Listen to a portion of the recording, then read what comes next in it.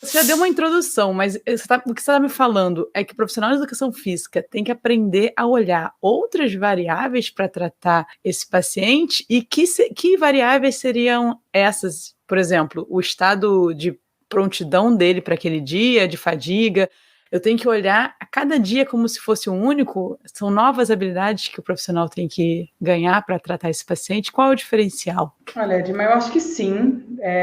Na verdade, é mudar o contexto mesmo. Nós vamos tratar de uma doença agora. Um paciente vulnerável em todos os aspectos. Se a gente trabalha com a premissa de um indivíduo ser um ser humano bio, psico, social, espiritual, ali tudo isso vai estar vulnerável, ou não vai existir um desses pilares, ou eles estão todos misturados e o paciente não consegue mais saber, porque é um diagnóstico de semi-morte. Então ele vê a vida que ele construiu até agora potencialmente indo por água abaixo, ele só não sabe muito bem o tempo, né?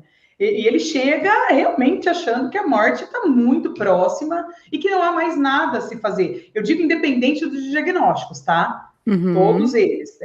São poucos pacientes que chegam com uma cabeça mais aberta e falam, não, vamos tratar, vamos passar por isso, vamos ver o que dá. A maioria deles chega com muito medo. E é natural, gente, é natural. A gente está dentro de uma sociedade que desconhece a doença em si, todos os aspectos do câncer, tá? Inclusive as próprias evoluções. Ninguém sabe se agora mata mais, mata menos, que remédio que tem, que evolução que tá, né? Então, a gente tem que mudar primeiro isso. Somos profissionais acostumados a trabalhar na área da saúde. Agora a gente vai olhar para a doença. Segundo, uma escuta aberta. Acho que é o primeiro momento profissional que a gente fala menos. Tá? Então a gente escuta mais para entender da onde vem todo aquele contexto do paciente.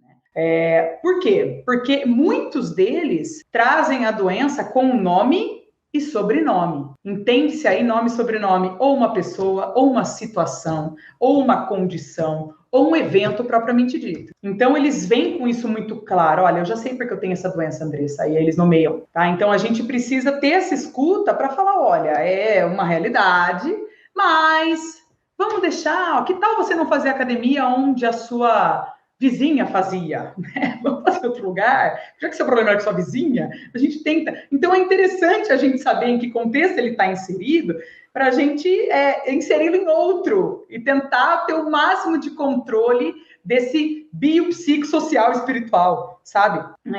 Então, sim, temos que desenvolver isso. Eu acho que outro ponto muito legal, como era o contexto de atividade física desse paciente antes do diagnóstico, porque é muito mais fácil ele aderir à prática se ele já tinha experiência anterior ao diagnóstico. É difícil alguém sedentário começar a fazer alguma coisa no meio desse diagnóstico. E a gente sabe que o sedentarismo também é uma condição que leva ao câncer. Então, muitos deles estão aí porque nunca fizeram nada.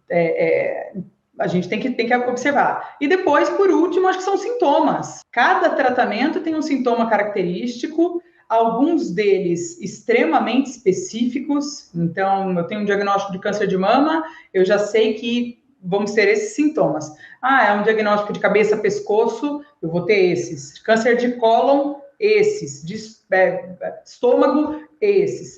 Então, a gente ter essa visão fisiológica, anatômica, de onde está acontecendo o problema, quais são as interferências fisiológicas de cada doença e do seu próprio tratamento. Aí acho que entra uma parte mais técnica, mas que também é interessante o profissional ter um mínimo de consciência, tá?